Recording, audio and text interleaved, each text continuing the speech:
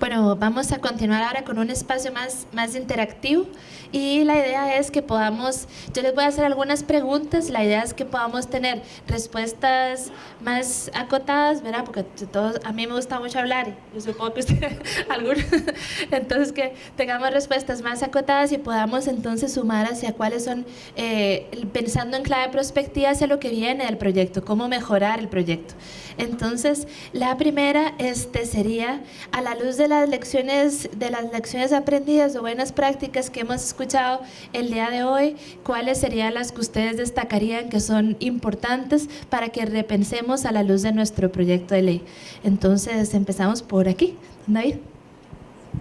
Muchas gracias, señora ministra. Un saludo especial a los ministros que están presentes, a los señores magistrados, a los señores diputados y diputadas y funcionarios públicos. En realidad, este proyecto de empleo público es de gran importancia y actualidad para mejorar las buenas prácticas en nuestro país y para llevar una mejor imagen y mejor servicio a los ciudadanos. Los ciudadanos de nuestro país demandan un mejor servicio de todas las instituciones públicas y nosotros como diputados de la República, pues obviamente muy interesados en ver cómo estas nuevas formas de gobernanza pueden llevar una mejor calidad del funcionario público, ¿verdad? Yo creo que es un tema de gran trascendencia y que desde la Comisión de Gobierno y Administración estamos evaluando en la Asamblea Legislativa. Creo que los temas de los diferentes regímenes y cómo valorarlos, cómo categorizar las funciones de los servidores públicos a igual trabajo, igual salario, ¿verdad? Eso es un tema de mucha trazabilidad, de mucha importancia para los ciudadanos y para la economía del país, ¿verdad? Yo creo que en todos estos temas tiene que valorarse la eficiencia, la eficacia, ¿verdad?, de lo que se está planificando para que los resultados que vayamos a obtener de un proyecto de ley de este tipo venga a traer realmente beneficios a los funcionarios públicos, pero también traiga un mejor servicio a los ciudadanos del país. Sí, tal vez todos con lecciones aprendidas y luego entramos. Bueno, en primera instancia agradecerle, señora ministra, por la amable invitación a la Unión de Cámaras por supuesto, saludos a todos en este panel y a quienes nos honran con su presencia por acá. Definitivamente para el sector privado el tema del proyecto de ley de empleo público debe buscar la eficiencia y eficacia, como bien lo decía ahora don David. Como sector privado, nosotros nos preocupa ver esas diferencias diametrales en materia de salarios que hay entre los diferentes entes del Estado. Es conocido por todos que en entidades autónomas un mismo puesto gana a veces 3 o 4 veces más que lo que gana en una entidad centralizada. Pero sobre todo, la perspectiva nuestra no es de de estar buscando solo sancionar a los que si el bueno que el malo, no. Lo que es importante aquí es fijarse en la persona, en el usuario final, en esa persona que hoy en día, por ejemplo, hace trámites y se lleva un montón de tiempo en esos trámites, a veces porque los trámites son engorrosos, sí, pero también a veces por desidia de algunas personas, y eso no debería de ser, y las personas no deberían de mantenerse en un puesto si no tienen esa vocación. Les comento, en mi vida pasada yo trabajé en la Asamblea Legislativa 10 años y los sistemas de calificación no son los mejores. O sea, que a uno le consulten si una persona llega todos los días temprano, llega bien vestido, y esos son puntos de calificación, eso no hace a la persona mejor funcionario público. Entonces sí hay que buscar cómo hacemos que los funcionarios públicos realmente se sientan como servidores públicos, y creemos que este proyecto de ley va en esa línea.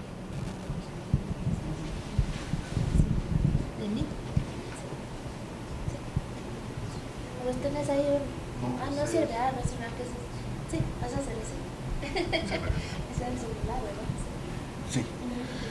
Muy buenos días. En primera instancia, agradecerle a la señora ministra, doña Pilar, la invitación, en este caso pues a la Central Sindical Herrero Novaro.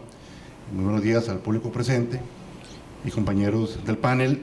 Y para efectos aclaratorios, el día de hoy yo no voy a referir o voy a representar los intereses de todo el movimiento sindical costarricense, que por su naturaleza pues es muy compleja, pero sí me voy a referir a aspectos que ya nosotros como Central Sindical hemos manifestado a través de la Asamblea Legislativa, cuando nos tocó la oportunidad de referirnos al proyecto de ley 21.336, y en este caso también como secretario general del Sindicato Nacional de Enfermería, que es un sindicato pues de la Caja Costarricense de Seguro Social.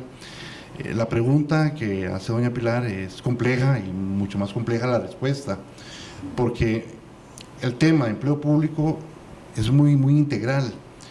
Aunado a ello, hay que hacernos la pregunta correcta. Si va a venir una transformación legal es porque hay un conflicto que definitivamente hay que dirimir, ¿verdad?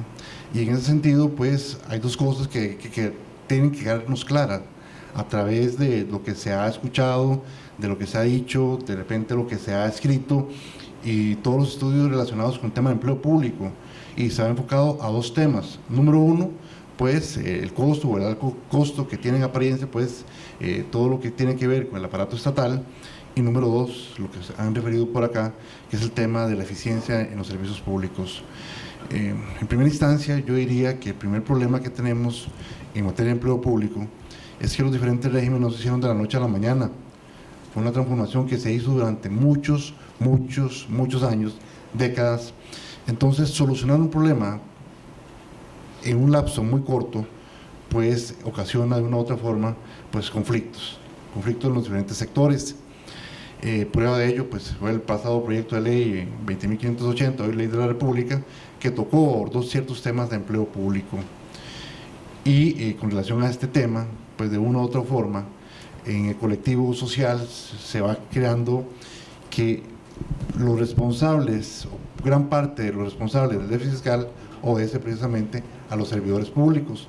Entonces, en ese sentido, yo diría que en primera instancia, como falencia del proyecto anterior y de repente este, es que no se puede meter a todos los empleados públicos en un mismo saco, porque hay diferentes sectores.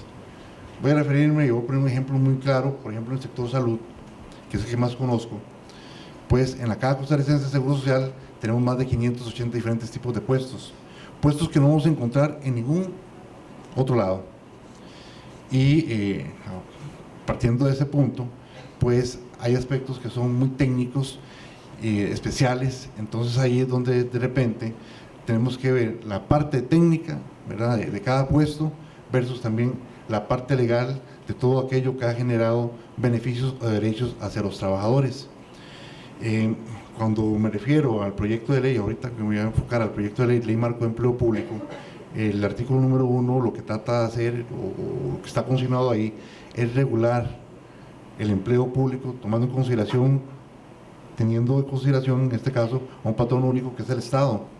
Entonces, partiendo de ese punto, regular todo lo que es materia de empleo público, ahí es donde nos nace a nosotros como Central Sindical la primera pregunta con relación a los derechos, para buscar ese marco regulatorio que sea competitivo, que sea equitativo, que sea transparente y que sea moderno. O sea, todos los regímenes se constituyeron de una misma forma. Esa es la primera pregunta que nos hacemos nosotros para efectos de respetar de una u otra forma los derechos laborales de los trabajadores. Porque con el pasado proyecto de ley, el 20.580, hoy Ley de la República, la Ley 9.635, tenemos una particularidad, y es que se están ventilando un montón de casos en sede judicial. Entonces ahí es donde yo me refería, que no podemos meter a todos los empleados públicos en un mismo saco, número uno. Número dos, tenemos que ir buscando la eficiencia hacia el Estado, y no solamente ver el tema meramente económico de los trabajadores, porque el asunto no es también cuánto ganan los empleados públicos, sino cuánto se está produciendo, y ahí es la palabra clave, ¿verdad? Y creo que en eso somos coincidentes de que los parámetros evaluativos en todos los sectores tienen que estar a favor de quién, de los usuarios. Es el interés público coincidente de todos, y en ese sentido, pues obviamente los sindicatos y los empleados públicos tenemos que buscar esa armonía entre los derechos laborales ya existentes, las nuevas reformas que vienen, y buscar pues precisamente modernizar el Estado y que los empleados públicos seamos eficientes. Gracias. Bueno, primero que todo, buenos días a todos y a todas. A mí me encantó de la exposición que hizo don Mariano en la mañana el tema de la maratón. Habló de una maratón y el inicio de una maratón. Creo que todo maratón comienza como por el primer paso. Nuestro primer paso en este caso es un artículo de la Constitución Política, que es el 191 de nuestra Constitución Política, que nos da pauta para el mejoramiento del servicio público, ¿verdad? Entonces, el tomar en cuenta esos primeros pasos son elementos esenciales en búsqueda de algo que hiciste ahora referencia en cuanto a la eficiencia y también a la determinada competencia que tienen que tener las funcionarias y los funcionarios para el buen ejercicio de sus funciones. El vincular eso con un complemento salarial ha sido, pues, creo que la iniciativa que siempre ha tenido, siempre se ha postulado desde el punto de vista de la administración pública. Que se haya logrado o no, o que se intente lograr en esta oportunidad, pues es un primer paso, y es un primer paso en el que todos tenemos que contribuir en aras de una mejor función y administración de las finanzas públicas. Aquí tengo yo uno. Muchas gracias. Efectivamente, si hay algo que ha desvelado a Mideplan como rector, y también sé que esta discusión la hemos tenido con otros colegas que tengo responsabilidades en relación con el empleo público, como Ministerio de Trabajo, Servicio Civil, Autoridad Presupuestaria, Hacienda, es un tema que tiene que ver cómo mantener tres cosas. Uno, cómo mantener que sea un régimen de empleo público eficiente, cómo mantener que sea un régimen de empleo público a su vez que sea moderno, y cómo mantener también un régimen de empleo público que sea lo suficientemente flexible para poder, sin detrimento de las personas servidoras públicas, pero para poder gestionar algunas de las grandes transformaciones que hay que acometer. Y hay algo importante dentro de que en la reflexión que hacían todos de alguna manera, que es a partir de ese marco que da la Constitución de un único estatuto, pero cómo garantizar también especialidad.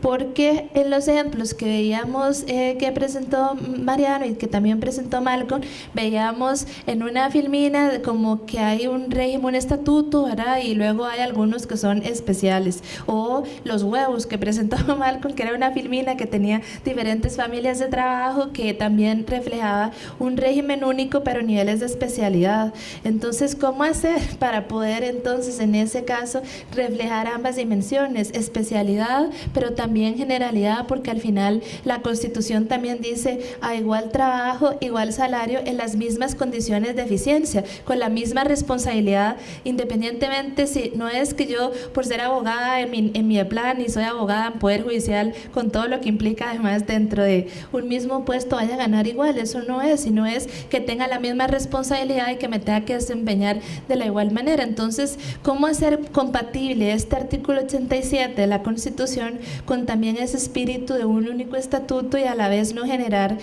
y poder contener y atender esa preocupación de la fragmentación del empleo público? La salida que se planteó en el proyecto tenía que ver con subregímenes, que pueden ser muchos, pocos, que los podemos discutir, eso está abierto a una discusión país, pero sí el espíritu es poder considerar ambas dimensiones, características generales, pero a la vez poder consolidar regímenes de especialidad. Entonces, yo no sé ustedes cómo con la visión de hoy, cómo lo visualizan, cuáles son los cuidados que hay que tener también en el establecimiento de subregímenes, y si esto refleja la especialidad. Yo voy a empezar por el señor magistrado. Bueno, en el tema de los subregímenes, yo considero que es una forma eficiente de clasificar o por lo menos ubicar las distintas funciones que se realizan en el desempeño de la labor en la administración pública. Pero, digamos, mi experiencia radica en 30 años de servicio en el Poder Judicial. Lo puedo decir desde el punto de vista de lo que nosotros hemos visto, o de la mecánica nuestra que ha surgido con ocasión de este cambio normativo, ¿verdad? Lo cual hemos hecho nosotros hacia un sistema de evaluación de desempeño. Usted ahora hizo mención que el tema de evaluación de desempeño es un tema que estaba pues fuera del contexto, pero dentro del nuestro implica muchas situaciones muy concretas, ¿verdad? ¿Por qué? Porque al nosotros tener que elaborar un sistema de evaluación de desempeño totalmente distinto, ¿verdad? Porque de acuerdo al pronunciamiento de la Sala Constitucional, en algún momento se dijo que reglamentariamente teníamos que regular nosotros, o ha resultado difícil equiparar esa evaluación de desempeño con los distintos puestos o funciones que se desarrollan en el Poder Judicial, específicamente en el campo de la judicatura. Nada más por hacerle mención a un supuesto muy concreto. Ahora estábamos hablando y en la exposición anterior hacían referencia a las condiciones académicas o requisitos que tengo para un determinado puesto, ¿verdad? Nosotros desde el año 94 tenemos implementado en el Poder Judicial una ley de carrera judicial que implica que las personas, dependiendo de sus grados académicos, si dan clases o no, si no dan clases, tienen una situación determinada dentro del escalafón para accesar a la carrera judicial y ser nombrados en propiedad o nombradas en propiedad. Esa es una problemática que a veces tenemos nosotros desde el punto de vista del ingreso solo al sistema. ¿Por qué? Y ahora lo estaba comentando con las compañeras, nosotros tenemos categorías de jueces 5, jueces 4, jueces 3, y cada uno de esos jueces tiene una específica función en la labor. Y muchas veces no sucede, ¿verdad?, que en un desarrollo correcto de un escalafón, un juez debería ser primero un juez 3, después pasar a juez 4 y después a juez 5, pidiendo requisitos con base a eso. Pero la carrera judicial no está diseñada de esa forma y a veces, muchas veces tenemos situaciones en donde hay personas de nuevo ingreso al Poder Judicial que de una vez intentan o hacen, y si el sistema se los permite, la ley de carrera judicial de nosotros lo permite, hacer un examen de juez de apelaciones sin siquiera pasar por el escalafón de un juez de instancia, ¿verdad? Con eso ya tiene la retribución salarial que le puede corresponder a un juez de categoría de apelación sin siquiera tener toda la estructura que le permitiría ascender a esa plaza, ¿verdad? Y son a veces errores o errores sistemáticos que se tienen en la elaboración de la norma, porque en la ley de carrera judicial pues no se tenía esa visión que ahora tenemos en cuanto a la estructuración de los puestos.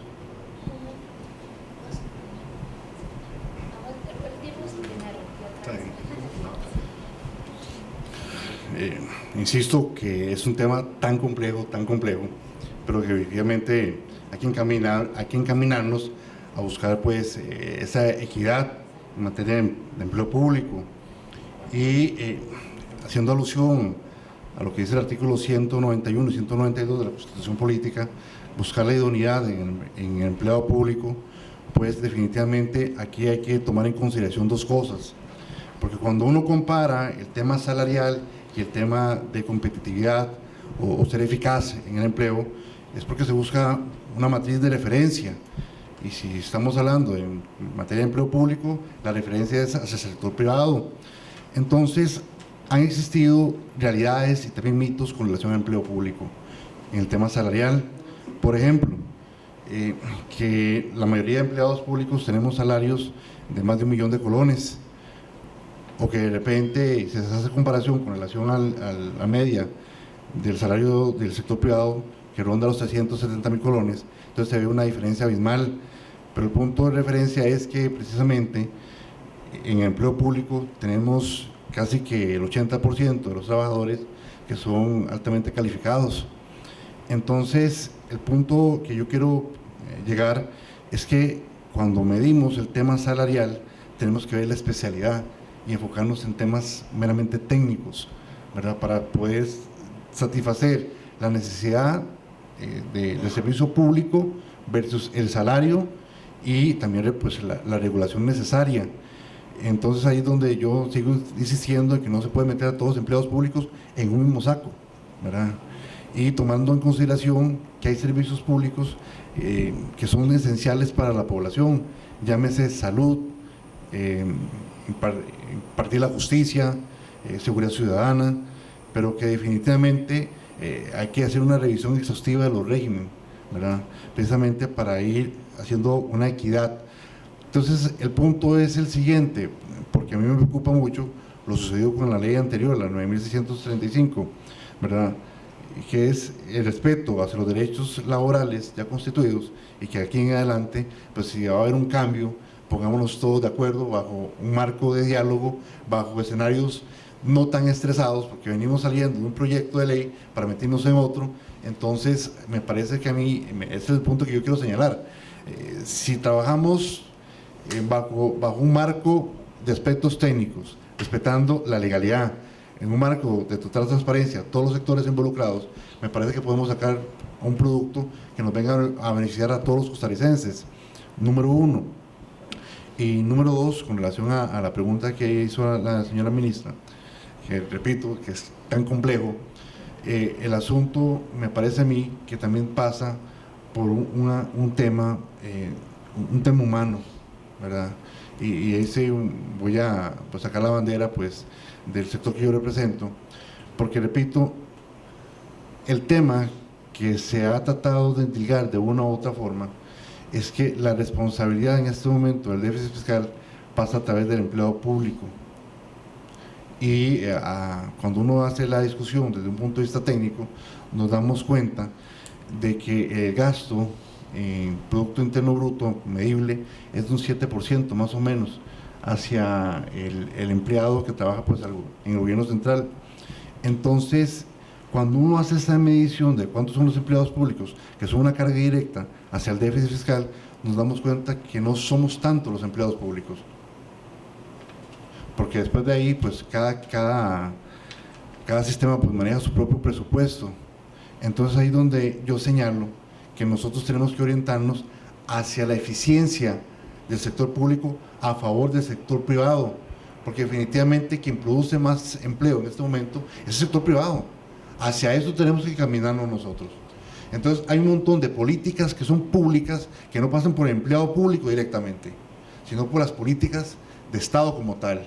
Y nada más voy a señalar algo y de repente este servidor aparece en el surquí, pero lo vengo diciendo, es que, porque yo trabajo para la Caja Costarricense de Seguro Social, y es que vean, en este momento que una microempresa, ¿verdad?, o una pequeña empresa, una pyme, llegue a negociar con la Caja Costarricense de Seguro Social porque de repente está atrasada, es materialmente imposible por el alto costo. Y esto está generando obviamente pues una ola de desempleo, cierres. Ahí se puede dar una explicación también de por qué las 58,000 pymes cerradas en los 2 últimos años. Entonces eso no es responsabilidad del empleado público, sino de la política pública. Entonces me parece que hay que desvincular esos dos aspectos precisamente para mejorar la calidad de vida de todos los costarricenses. Muchas gracias.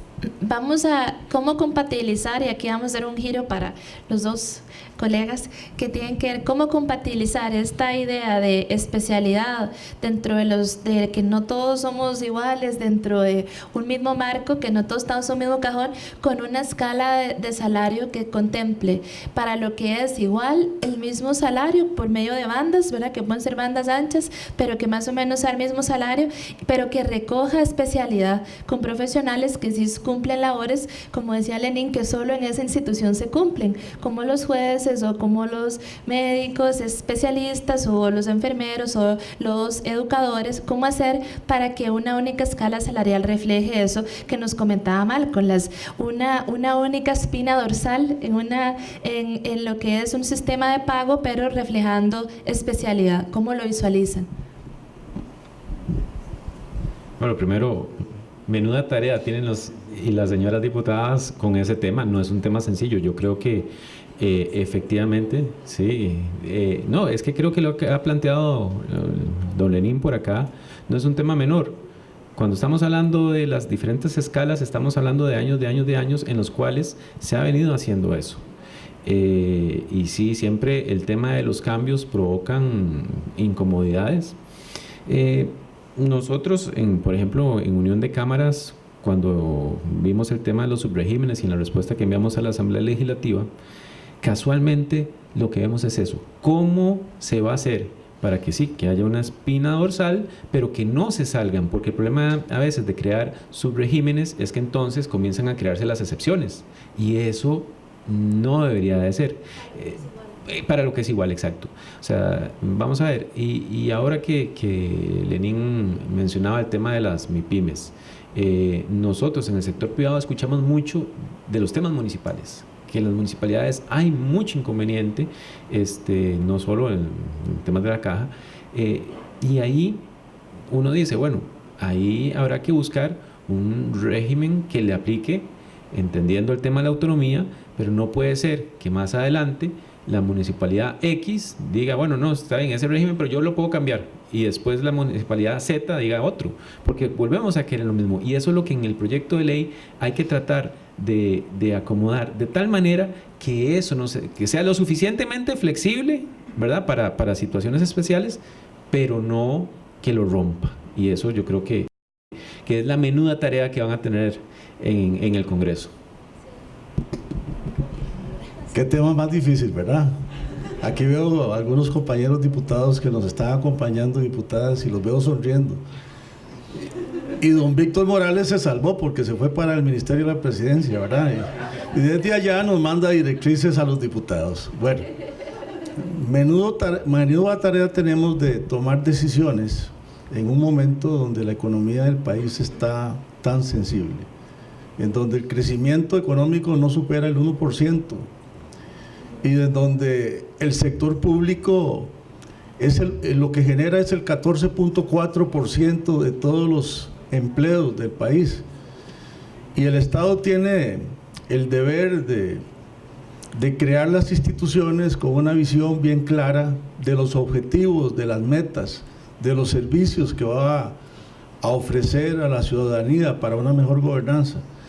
De ahí que creo que el tema no es sencillo, tiene que haber una buena descripción, un buen manual descriptivo de las funciones a ejecutar por los diferentes niveles, desde los gerenciales hasta los misceláneos de una institución, que todos son tan importantes para que la maquinaria funcione correctamente. Yo creo que ahí es parte de donde está el tomar buenas decisiones, un buen análisis de cada institución de este país, y si se están cumpliendo las expectativas que el país necesita, y cuáles son las responsabilidades, porque cada funcionario tiene que conocer sus responsabilidades, y a iguales responsabilidades obviamente debería existir igual salario, debería existir igual bonificación por eficiencia, por creatividad. Yo creo que nos falta también motivar a los funcionarios públicos que son eficientes, que logran economías al Estado, ¿verdad?, desde su punto de trabajo, que logran satisfacer las necesidades de los usuarios y mejorar la imagen pública, porque si hay un sector que ha perdido ese prestigio, hemos sido los servidores públicos.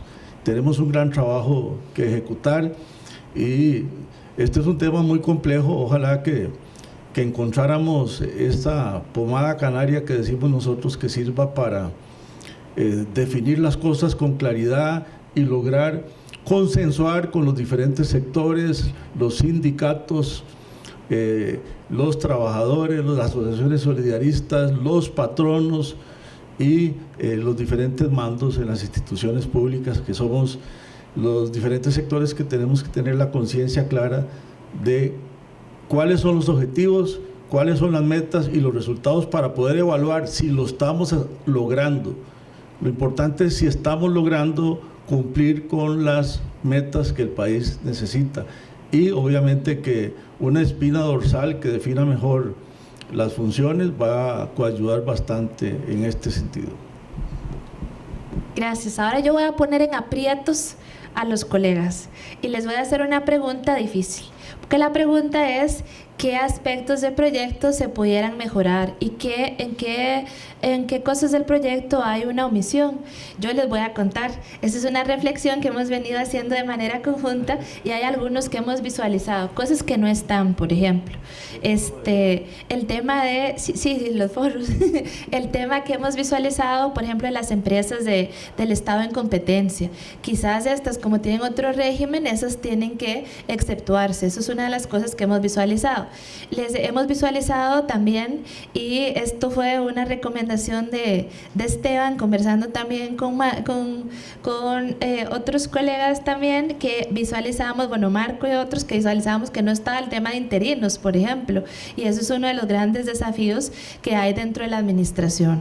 ¿Qué otro tema visualizamos? ¿Dónde se van los casos de que ahí todavía hay una conversación pendiente que tenemos que tener de manera conjunta, los diputados y otros actores sociales, que es dónde se resuelven los conflictos de temas de empleo público, en lo administrativo o en lo laboral?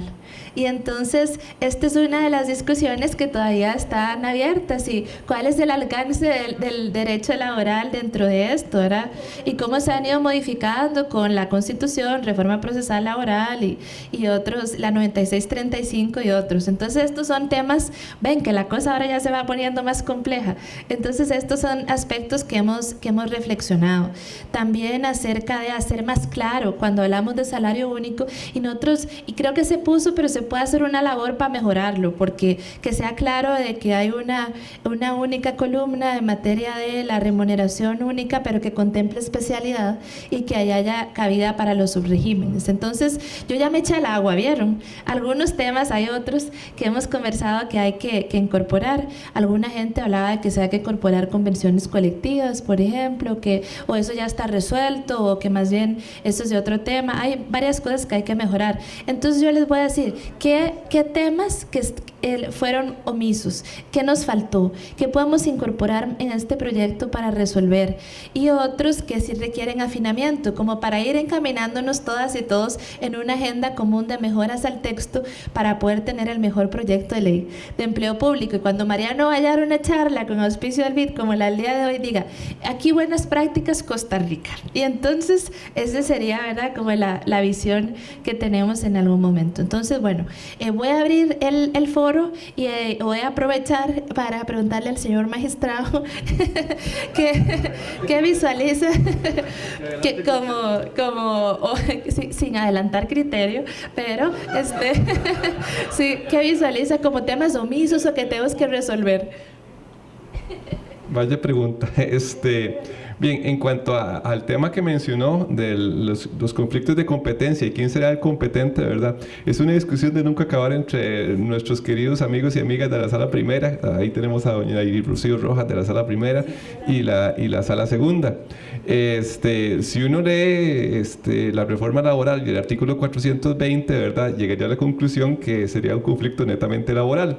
Pero como es un conflicto entre la Sala Primera y la Segunda, ¿verdad?, la Sala Primera también, cuando se trata de materia de empleo público, ellos también asumen competencia. Y lo interesante es que cuando, con ocasión de la entrada en vigencia del Código Procesal Contencioso Administrativo, se hizo una modificación a la ley orgánica que establece que es la Sala Primera la que fija competencia en todos estos aspectos. Entonces, por decirlo de alguna forma, cuando hay algún conflicto de esa naturaleza, es la Sala Primera la que fija competencia, y a la Sala Segunda se queda nada más quedarse callado o calladas, ¿verdad?, porque ellos son los que resuelven. Eso en cuanto al tema específico de la competencia.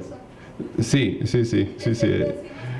ellos siempre dicen que son de ellos cuando llega el conflicto de competencia. Ya en situaciones muy específicas de la norma, y que me permití yo, vale que me dijo lo de el cuidado con adelanto de criterio. Sí, hay algunos aspectos que introduciré desde el punto de vista pedagógico, nada más, porque implican a veces, digamos, alguna discusión de aspectos que son de conocimiento de la Sala Segunda. Pero En concreto, ¿verdad? Y para hacer una situación específica en cuanto al pago de incentivo de las anualidades, ¿verdad? Creo yo que existe una inconsistencia que es necesario aclarar en cuanto al artículo 30, inciso B, y el 43, inciso A del proyecto de ley, porque el primero establece que el incentivo monetario por desempeño y productividad se pagará en el mes de junio de cada año, y el segundo, que viene a reformar el artículo 12 de la ley 21.066, ley de salarios de la administración pública, establece que el pago del incentivo de anualidad se realizará el primer día del mes cercano al aniversario de ingreso o reingreso del servidor. Por lo que no queda claro sí, bueno, vale que me aclare eso, Entonces, no queda claro al momento del pago, asumiendo, y es por eso que me lo está aclarando usted, que el incentivo de anualidad, y el incentivo monetario por desempeño y productividad sean lo mismo, lo cual queda claro de la lectura de los artículos 48 y 49. Ya me dijo usted que no, pero bueno, que no queda muy claro. Sí, exacto. 48 y 49 de la Ley de Salarios de la Administración Pública. ¿Qué es lo que interesa? Señala, artículo 48. Bueno, el incentivo por anualidad se conocerá, no voy a perder todo el tiempo leyéndose, no se preocupe. Ahora bien, a pesar de la disposición de realizar el pago del mes de junio de cada año, es importante indicar que el Poder Judicial, amparado en votos de la Sala Constitucional, ha mantenido sistemas de pagos distintos, como se ha venido realizando hasta la fecha. Entonces es importante tomar eso en cuenta. Ya en cuanto a situaciones en donde me puedo ver envuelto en situaciones de criterio, le voy a decir que es por aspectos meramente pedagógicos que se los voy a establecer, no son criterios ya específicos, ¿verdad? Para hacer aspecto de... al ser proyecto de ley, una ley marco, se establecen postulados normativos de carácter general para la gestión del empleo público como un todo, y bajo el principio del Estado como patrono único, por lo que propiamente es a la gestión de cada uno de los subregímenes de empleo que se establecen, yo considero, ¿verdad?, que deberá ajustarse a las particularidades propias de cada uno, y eso lo estamos discutiendo ahora. Y en lo que respecta a nosotros, al Poder Judicial, de acuerdo a los parámetros de independencia administrativa que ha establecido la Sala Constitucional en su momento, ¿verdad?, en relación con esto, el artículo 42 del proyecto, en su capítulo 10, disposición final, dice lo siguiente: para cada dependencia pública incluida en el artículo segundo de la presente ley, se seguirán siguiendo de aplicación las leyes, reglamentos y demás disposiciones vigentes, salvo que esta ley establezca disposiciones específicas o mejores condiciones. Entonces, es una situación que no queda muy clara bajo los lineamientos de la Sala Constitucional.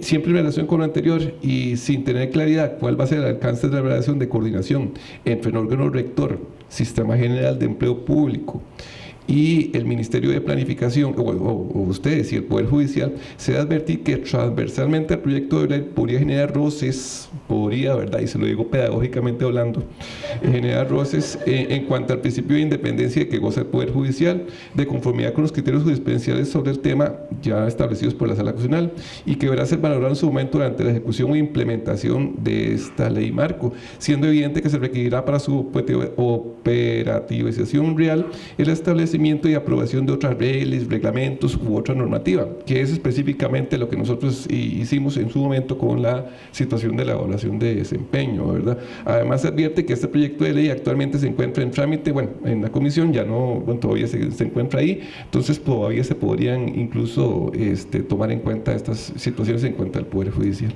Eso sería de mi parte. Poquito, como ya era un poquito. Unos ajustes ahí pedagógicos, algunos.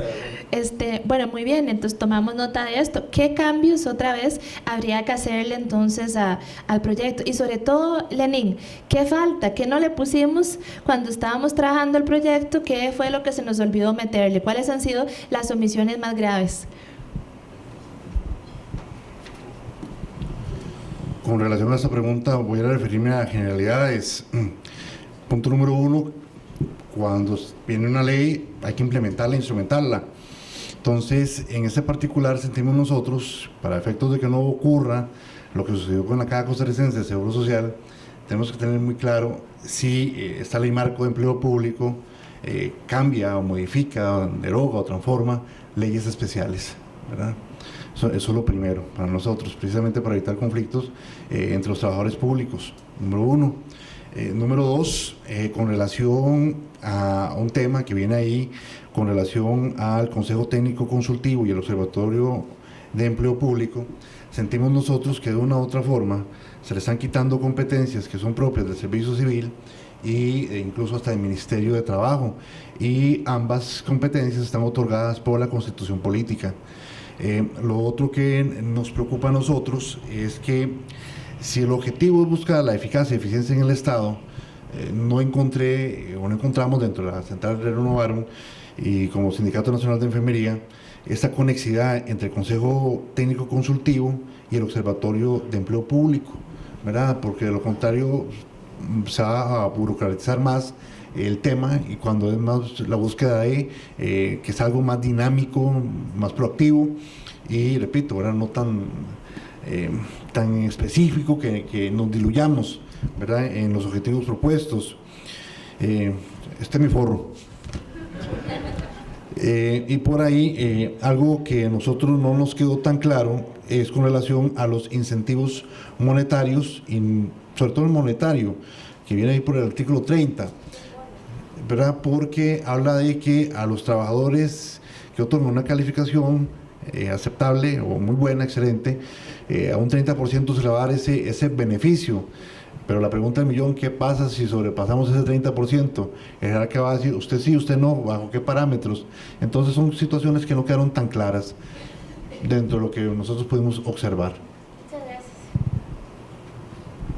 ¿Qué falta? ¿Qué cambiamos? No, yo lo que quería agregar ahí es que el servicio civil tiene rango constitucional, y una de las preocupaciones que los diputados tenemos es cómo crear órganos nuevos y con qué pertinencia, ¿verdad? Es una de las preocupaciones que tenemos. Obviamente que el señor magistrado pedagógicamente ya nos adelantó algunas cosas que él considera importantes, y el tema que don Lenín expresaba también del 30%, la limitación al 30% de bonificación a funcionarios públicos, que a todas luces me parece que tal vez un 30% de los funcionarios públicos podrían ser de bajo nivel, pero considero que pueden haber muchos más de excelente nivel y otros de nivel intermedio, ¿verdad? Entonces, ¿cómo ser objetivo en esa calificación y que al final no se les pueda remunerar? Nosotros como diputados tenemos una gran responsabilidad, y foros de este tipo son de gran trascendencia para madurar las ideas que discutimos. Hemos hecho 150 consultas, hemos recibido 11 audiencias y un proyecto con 18 artículos bien complicados, ¿verdad?, de masticar, donde las 11 comparecencias que hemos recibido han reiterado algunos vacíos, que es la razón fundamental que nos ha hecho tener que pausar el proyecto, un proyecto que lo hemos enviado a una subcomisión para la cual pusimos un órgano de 3 diputados encabezado por la diputada Nilsen Pérez Pérez, que es la jefe de fracción del partido de gobierno, para facilitar el diálogo y el consenso de los temas con la señora ministra y con el Servicio Civil y con los asesores internacionales, para ir avanzando en un texto sustitutivo que ayude a ver si podemos llegar a un buen acuerdo, ¿verdad? Yo creo que eso es lo más importante, no correr una carrera de 100 metros, sino, como decían, esto es una maratón.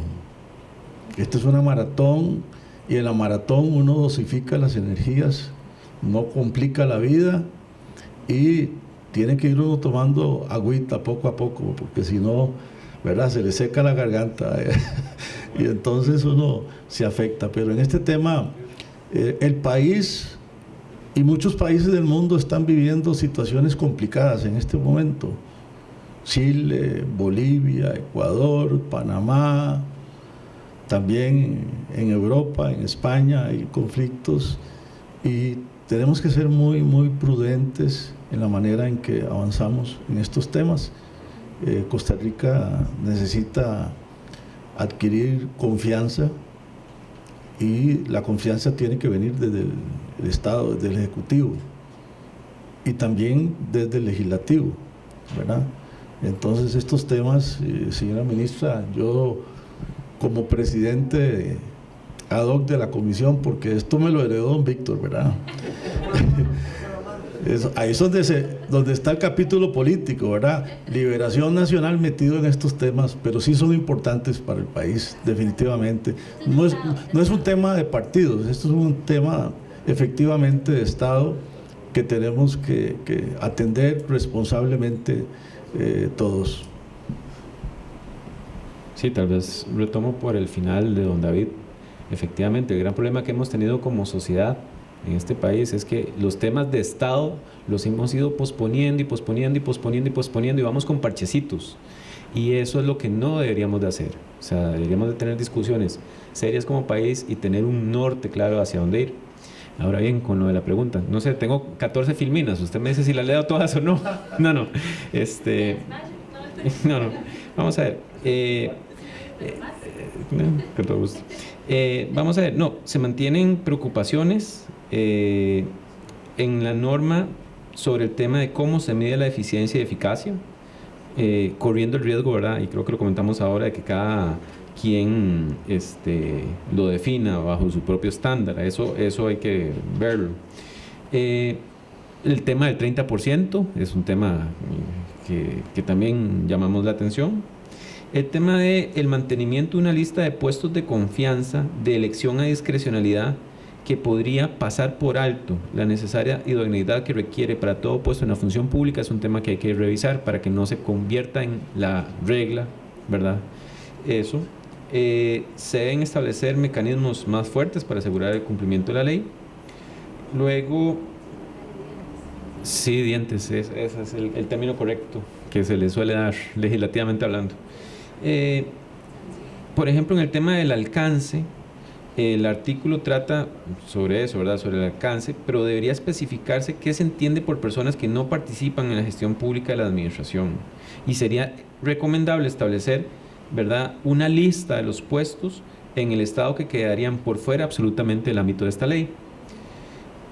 Voy a brincar como 10 filminas para que no se preocupen. Mentira, yo lo estoy viendo y no es No, y además como está en esto, la letra es microscópica, entonces se complica. Vamos a ver, el tema de la desvinculación del empleo público. Uno de los aspectos de mayor trascendencia respecto a eso es el hecho de que aquellos funcionarios que en 2 periodos evaluativos consecutivos obtengan una nota inferior a 70 podrán ser despedidos sin responsabilidad patronal. Sin embargo, como recomendación, ya sea en la ley o en reglamento, deberían de establecerse algunos mecanismos, métricas, parámetros y demás herramientas para asegurar esa efectividad y que la objetividad esté en esos procesos. Luego, bueno, tenemos en carrera administrativa procesos de vinculación, pero realmente ya nosotros hicimos llegar a la Asamblea Legislativa las observaciones y pues obviamente en aras del tiempo no tiene sentido decirlas todas así, pero sí es muy importante este tipo de eventos, este tipo de foros, bien lo decía el señor diputado Lenín, señor magistrado, este tipo de eventos en el cual se puede conversar como la gente, en el cual se pueden brindar las distintas perspectivas de los sectores, ¿verdad? En este caso del sector sindical, sector patronal, sector estatal, representado en los 3 poderes, y es importantísimo eso, porque una vez más, el gran problema que hemos tenido como país es que no planificamos, no lo hacemos con un norte claramente definido. Hay países que pueden estar bien, pueden estar mal, pero tienen un norte hacia dónde van. Nosotros todavía estamos en esa discusión y es importante que la hagamos. Y este proyecto, con la buena voluntad que ha habido, me parece que puede llegar a buen puerto. Yo quería agregar nada más que este tema de cómo, es que el problema es que lo ponen a uno a moderar cuando uno es parte involucrada, esto no es buena idea, pero bueno, que es cuando uno, dentro de cómo se decide la desvinculación, ahí está establecido en la 9635 que hay una evaluación y un reglamento de evaluación del desempeño que vamos a sacar ya dentro de las próximas 2 semanas, que además tiene un capítulo de evaluación docente que está incorporado ahí también, que hemos trabajado con el Ministerio de Educación Pública y ellos en junta paritaria, con organizaciones sindicales y otros. Entonces ahí se establece que es 80% cumplimiento de metas y 20% que es a discreción de jefatura, que nosotros estamos diciendo que son competencias. Entonces ahí se resuelve para que sea también, y comunicar que en realidad sí hay un carácter objetivo en poder decir algo tan fundamental como la permanencia dentro del sector público. La otra pregunta, quizás ya solo nos quedaría espacio para una final, tiene que ver con si nosotros estamos orientados a que queremos un Estado eficiente, próspero, que además coadyuve en los grandes retos de cerrar brechas de desigualdad, con la descarbonización, la resiliencia, hacer frente a cuarta revolución industrial, y que además podamos ser una sociedad más justa, más igualitaria de alguna manera, y que genere oportunidades para personas. Entonces ahí el rol de las instituciones y el rol de las personas servidoras públicas es absolutamente clave. Dentro de eso, ¿cómo ustedes visualizan que una ley de empleo público puede coadyuvar a mejorar la calidad del servicio público? Ya para finalizar, regresar al espíritu de la ley, que es justamente la eficiencia en el servicio público, atraer el mejor talento, y cómo ustedes visualizan que con un mecanismo de se puede caminar. Porque dentro de las fases de todo el ciclo de empleo público, reclutamiento, selección, organización de trabajo, capacitación, remuneración, gestión del rendimiento, y si se me olvida alguna, pues me soplas. Entonces ahí dentro del ciclo completo, ¿cómo visualizan que se puede introducir mayor eficiencia dentro del Estado, y también que podemos volver hacia ese espíritu de la ley, de cuando estén en este marco interpretativo que tienen los abogados, ¿verdad? Que no sé, primero la ley, la doctrina, y luego el fin teleológico. Cuando lleguemos a la parte más teleológica de cuál es el fin de esta ley, haya mucha claridad que lo que se quería era fortalecer el Estado, mejorar el servicio que presta las instituciones públicas, pero también tener personas servidoras públicas de alto rendimiento que contribuyan a generar prosperidad y bienestar en nuestro país. Entonces empiezo por el señor diputado. Una facilita. Dice, bueno, ojalá que fuera facilita. Nuestro país invierte más de casi un 8% en educación, en preparación desde las escuelas públicas, privadas, colegios, universidades, y tenemos un producto humano muy bueno. Tenemos la formación que muchos países latinoamericanos quisieran.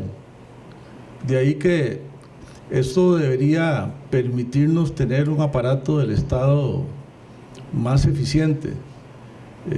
Estamos entrando en el desarrollo de nuevas tecnologías, de una nueva visión todos hablamos de la cuarta revolución industrial, de la robótica, de los nuevos empleos que van a haber, las nuevas disciplinas educativas, cómo lograr cambiar la educación nacional para adaptarse a todo ese sistema, y también el Estado que continuamente tiene que seguir evolucionando, tiene que realizar los cambios necesarios, y creo que desde este proyecto de empleo público tenemos que ser muy imaginativos, muy creativos, porque si no este proyecto puede morir en la orilla de la playa, puede morir en la orilla de la playa y no tendrá mayor trascendencia. Habrá que hacer dentro de 2 o 3 legislaturas un nuevo proyecto con una nueva visión para adaptarlo a la realidad que vamos a vivir, ¿verdad? Entonces aquí se vale soñar, se vale pensar, se vale, hay un compromiso muy grande de todos los actores en la gestión de este proyecto, señora ministra y audiencia, compañeros del panel. Se vale seguir imaginando y aportando también desde el sector privado, ¿verdad? Porque obviamente las políticas públicas que se generan desde el gobierno impactan sensiblemente al sector privado. Y de ahí que yo lo que siento es que tenemos que dialogar más, tenemos que consensuar más, tenemos que conocer de otras experiencias de países que ya tienen la legislación vigente, cuál ha sido el resultado que se ha logrado en esos países y adoptar esas mejores prácticas para adaptarlas, tropicalizarlas a Costa Rica, a la visión que tenemos los costarricenses de gobierno, ¿verdad?, de gobernanza. Capacitar a los que les corresponde dirigir las instituciones. A mí me parece que los jerarcas que encabezan, que se escogen políticamente para dirigir las instituciones, tienen que tener una buena visión, entender bien, ¿cómo dicen ustedes?, estar bien alineados. Creo que por ahí que estén bien alineadas las personas, los departamentos, el organigrama de la institución, para poder evaluar si se está cumpliendo de una manera pertinente con los propósitos. Yo creo que esos son temas que son bastante importantes y que desde una empresa privada el gerente y el presidente de la compañía tienen que estar siempre vigilando cómo está articulando, si todo está dando los resultados y cumpliendo los objetivos que la empresa tiene. El Estado es una empresa como tal, y entonces es desde el Ejecutivo donde corresponde estar evaluando si realmente las instituciones del Estado están cumpliendo con las expectativas que tenemos. Es un trabajo complejo y dependemos mucho también de expertos en materia laboral, en materia de organización, para poder gestar un proyecto tan significativo como este. De parte, y puedo hablar por todos los diputados de la comisión, que tenemos una visión de construcción en este proyecto, de aportar, pero también estamos viendo muchos proyectos diversos que están en la comisión, que también son trascendentales para el país, con los cuales debemos de avanzar, y por eso es muy importante su rectoría, señora ministra, en este aspecto de coordinación y en construir un proyecto que responsablemente podamos irlo aceptando, podamos irlo madurando con aportes también, pero que venga bien y mejor estructurado y que no encuentre mayores obstáculos en los sectores laborales, sindicales y de trabajadores del sector público.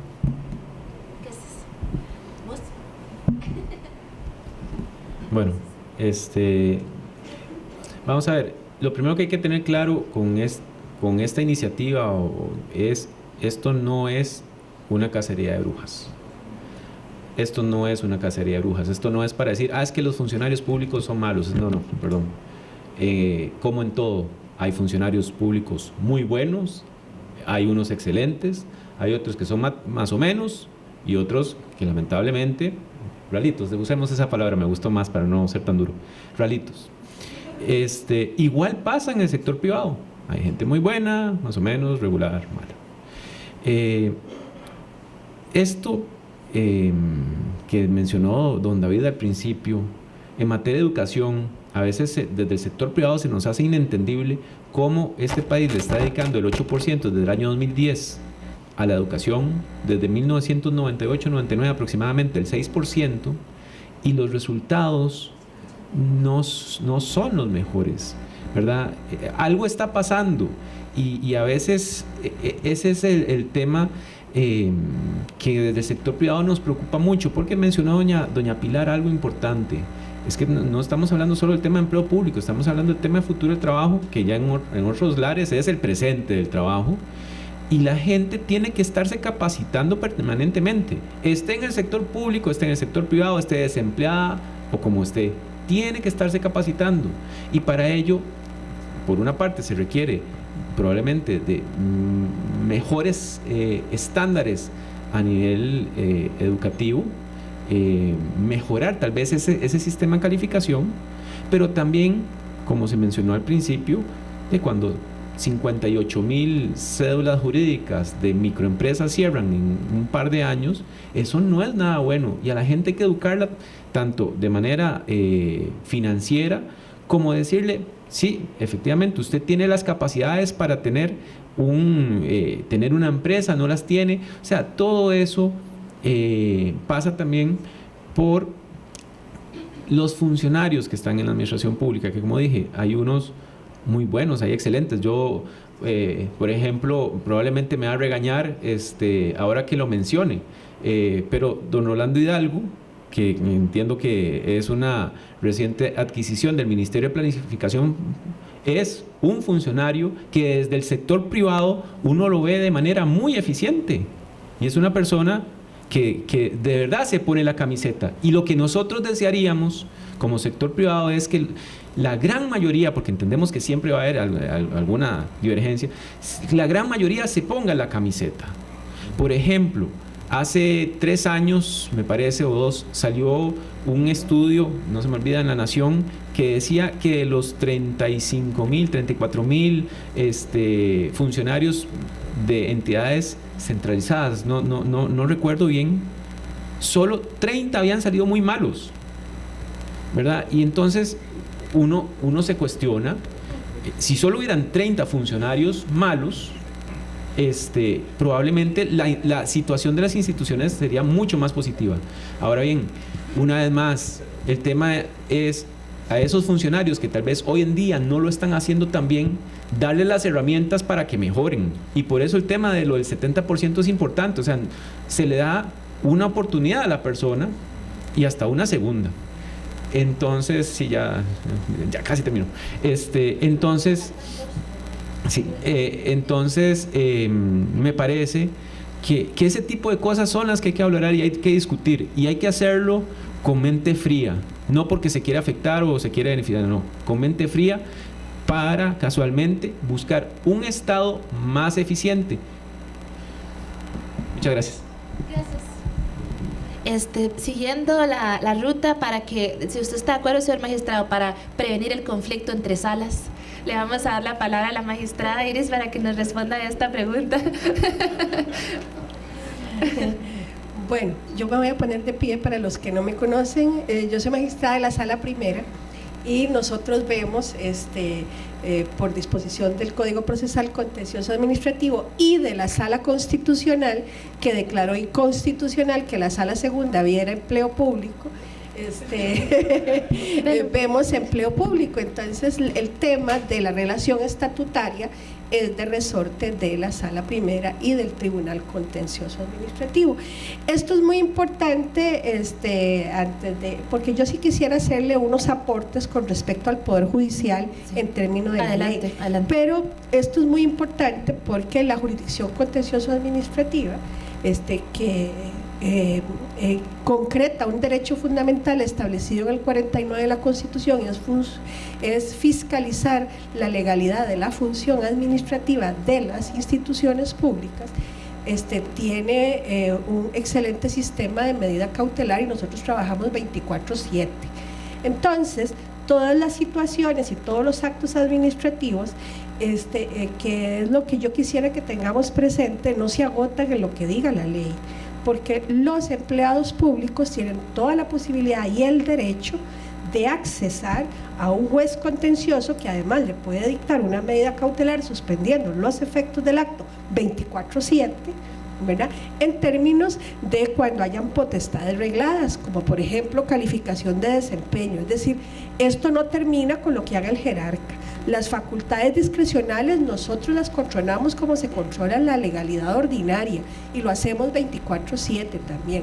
Entonces, no es que una ley tiene que resolver todo el problema, para eso está en un país de derecho el Poder Judicial. Y nosotros tenemos una jurisdicción contencioso administrativa con unas grandes facultades, y que ha manejado muy bien hasta el momento el derecho público, y por eso cuando inclusive hay casitos de incompetencia y la ley dice que lo resuelve la sala primera y nosotros siempre decimos que sí somos nosotros, dejando a la sala segunda una labor no menos importante, que es la más grande inclusive del país, que es lo que se refiere al empleo privado. Aquí yo creo que no hay ninguna discusión en que el gran empleador es el sector privado, y eso le toca pues a nuestra distinguidísima sala segunda. Bueno, lo otro que yo quería decir que me parece que puede ser un aporte importante, bueno, y lo decía ya el señor diputado, la ley marco de empleo público está en la Constitución y se llama Estatuto del Servicio Civil. Y cuando se creó el Poder Judicial, creo que anda por el 163 en las normas del servicio del Poder Judicial, dice que el Poder Judicial regulará y tiene autonomía, dice, y tiene una frase muy importante, dice, sin perjuicio de lo que esta Constitución ha dispuesto sobre el servicio civil. Es decir, que el Poder Judicial está inmerso en la ley marco que la Constitución creó, yo no tengo ninguna duda. Y esto es así. ¿Cuál es el problema que a mí me parece que sí se tiene que visualizar desde el punto de vista de la ley? Que el Poder Judicial que creó el constituyente es la judicatura, y el porcentaje constitucional para desarrollar la función jurisdiccional se refiere únicamente a la judicatura. Y entonces aquí viene lo que yo le tendría que decir a los legisladores, ¿verdad? Porque entonces y aprovechando los que están aquí, ¿verdad? Porque entonces nos hicieron un poder judicial que en mi humilde opinión es disfuncional, porque nosotros tenemos al Ministerio Público, a la Defensa Pública, al OIJ, a los médicos de la OIJ, la plataforma de protección a la víctima, ¿y qué más me falta? Bueno, y todo el aparato administrativo que soporta la administración de justicia, que está conformado por profesionales de planificación, de cómputo, etc. Entonces, ¿qué es lo que sucede? Yo veía los queques, las barandas que se hacía aquí por familias, ¿verdad? Y se pone el Poder Judicial, ¿verdad?, que además tiene garantía en convenciones de derechos humanos. Por razones de independencia se dice que los salarios de los jueces tienen que ser dignos, porque se tiene que garantizar su independencia. Un juez no puede ser tratado de manera… Por eso probablemente en la escala, en lo más alto se puso el Poder Judicial, pero es el Poder Judicial judicatura. Entonces, ¿qué reto tiene esta ley marco? ¿Verdad? Bueno, establecer cómo va a pagar, por ejemplo, qué diferencia hay entre un defensor público de la Corte, un defensor público de la Defensoría, un defensor público de la Procuraduría, porque son los defensores del Estado, ¿verdad?, un defensor de un ente descentralizado, ¿verdad? Entonces, hablando de familias, entonces al Poder Judicial le vamos a aplicar la condición de la judicatura que tiene, porque mientras estén en el Poder Judicial sí se les ha dado la extensión de que disfrutan de la misma característica. Entonces, ahí hay una eventual reforma estructural que para entrar a aplicar la Constitución tendría que considerar, con todo respeto, los señores legisladores. Lo otro es lo que planteaba muy bien el compañero. Si en ese sistema ya de la judicatura, que es la ley de carrera judicial, un funcionario está previsto en el tema de salario global, que el incentivo va a estar en el ascenso, entonces hay que modificar la ley de carrera judicial y establecer que usted, como razonablemente me parece que debería hacerlo la ley, tiene que empezar por el escalafón más bajo, ¿verdad? Y que luego sea un incentivo para poder crecer salarialmente, pasar a las siguientes secciones. Pero usted no puede establecer eso en estas condiciones mientras no modifique la ley de carrera judicial. Entonces, y yo me imagino, eso es para hablarle, bueno, porque trabajo en la Corte desde hace 30 años y sé cómo funciona. Yo me imagino que estos temas estructurales no dudo que existan también en salud, por ejemplo, ¿verdad? En la materia de salud. Entonces, esta ley marco tiene que ser muy cuidadosa de los campos que abarca y de las familias que establece. Es decir, si esa familia de defensores va a incluir solo la administración central o si va a incluir los defensores del Poder Judicial, la policía, que aquí lo veía como un grupo de uniformados. Bueno, ¿cómo vamos a hacer con la fuerza pública y la OIJ? Que es policía, en todas partes del mundo es policía, pero aquí está dentro del Poder Judicial, es el único país del mundo donde está dentro del Poder Judicial, también quiero decirles. El Ministerio Público también, este es el único país del mundo que lo tiene dentro del Poder Judicial. Entonces, para conformar esas familias de manera razonable, hay una serie de aspectos que considerar alrededor, con la finalidad de que con el proyecto se avance digamos a paso seguro y no como lo decía el señor diputado, pues quede ahí, ¿verdad? Entonces creo que sí hay una serie de variables que es importante tomar en cuenta, porque de alguna manera al establecer excepciones siempre hay que ver qué es lo que hay y por qué se llegó a esa situación. Hay algunos aspectos que tenemos que estudiar, cómo los revaloramos o los modernizamos o los modificamos, pero esta ley marco tiene que ser eso, lo suficientemente general para que todos los que por constitución tenían que entrar puedan hacerlo. Eso era lo que quería aportar. Muchísimas gracias. Pues ahora vamos a cerrar con Lenín acerca de cuál sería el aporte en la calidad de los servicios públicos de un proyecto como este. A favor de la desigualdad y otros temas más. Vamos a ver, todas las preguntas complejas. En mi cabeza, desde hace unos días atrás o meses, me viene resonando que, de acuerdo a un informe sobre desigualdad global mundial, Costa Rica está colocado en el 9º lugar, como los países más desiguales del mundo. Y a propósito de un video que circula por redes sociales en donde don Antonio Álvarez de Santi habla a favor de Habdeba, ya no como político ni como exdiputado, sino como empresario, pues llama poderosamente la atención cambio de posiciones o de criterios, tomando en consideración que tenemos el 44% de los costarricenses en el sector privado trabajando bajo la informalidad, 230,000 personas que no tienen empleo, y algo que también me preocupa muchísimo, que tiene que ver con la seguridad social, porque bajo estos parámetros no va a haber ningún sistema de régimen de pensión o de salud que pueda ser sostenible en el tiempo. Hace 30 años la preocupación del costarricense promedio era adquirir casa propia. En este momento la preocupación del costarricense es encontrar empleo. Y si de repente una persona no quiere su casa propia cerca de los 45 años y llegó a su momento de retiro, con un 60% de salario, está destinando a esta persona a vivir prácticamente de arrimado o en indigencia, porque no va a poder hacer las dos cosas. Traigo esto a colación porque si uno hace ese análisis exhaustivo, uno se da cuenta que algo estamos haciendo mal como país, como sectores. Me parece a mí que como punto número 1 tenemos que hablar con total transparencia y enfocarnos precisamente a abordar esos temas de política de Estado.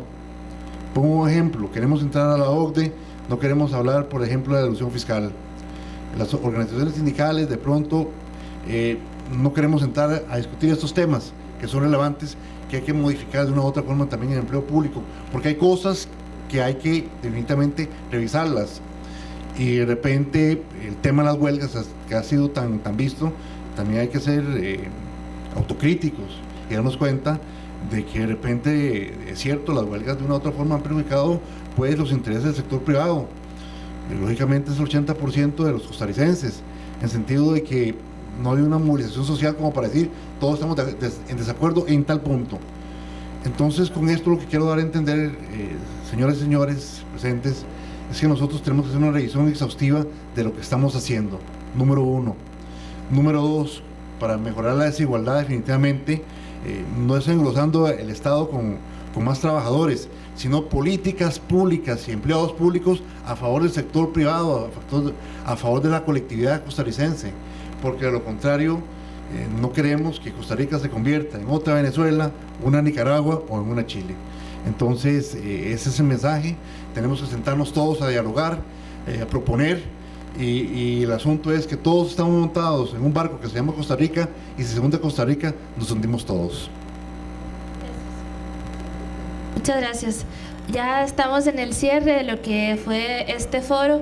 El objetivo inicial del foro era justamente darles a ustedes perspectiva, darles evidencia con lo que era algunas prácticas internacionales, tanto de la OCDE como en América Latina, buenas o malas, pero el objetivo era aprendizaje, conocimiento y construir a partir de la evidencia. Agradezco profundamente a los colegas que me acompañaron en el panel, agradezco particularmente al BID por posibilitar este espacio de reflexión y de diálogo, también a Mariano y a Malcolm y a Daniel, que no me va a escuchar, pero luego se lo contamos, y a cada uno y a cada una de ustedes por estar aquí el día de hoy. Este es un esfuerzo de Estado, aquí la bandera es la de Costa Rica, no hay otra más. Entonces, así, con esta contundencia, con esta claridad, es que necesitamos avanzar. Lo que necesitamos es avanzar en atraer y retener el mejor talento humano para prestar el mejor servicio público, y en esa lucha no vamos a desistir hasta conseguir el mejor proyecto de ley, pero este no es porque este es un medio, no es un fin en sí mismo tener el mejor proyecto de ley, sino porque tenemos la claridad de que al 2050, al 2100, queremos un Estado que sea lo suficientemente robusto, flexible, moderno y que esté orientado a la excelencia, justamente para responderle mejor a los ciudadanos y a las ciudadanas estos grandes desafíos que tenemos por generar mayor prosperidad, mayor igualdad y también por generar mayores oportunidades, haciendo frente a las grandes megatendencias que tenemos como desafíos, entre ellas la transformación de la pirámide demográfica o el cambio climático o la transformación del trabajo mismo. La manera como nos entendemos hoy como servidores públicos puede ser que no lo sea la misma dentro de los 100 años, y este proyecto tiene que construirse así, con la mirada puesta a futuro y con la plena conciencia de que ser una persona servidora pública es uno de los más grandes honores que puede haber, porque se está al servicio de la colectividad. Nuevamente les agradezco mucho su participación y sé que vamos a seguir construyendo todos y todas juntos un mejor proyecto. Buenas tardes.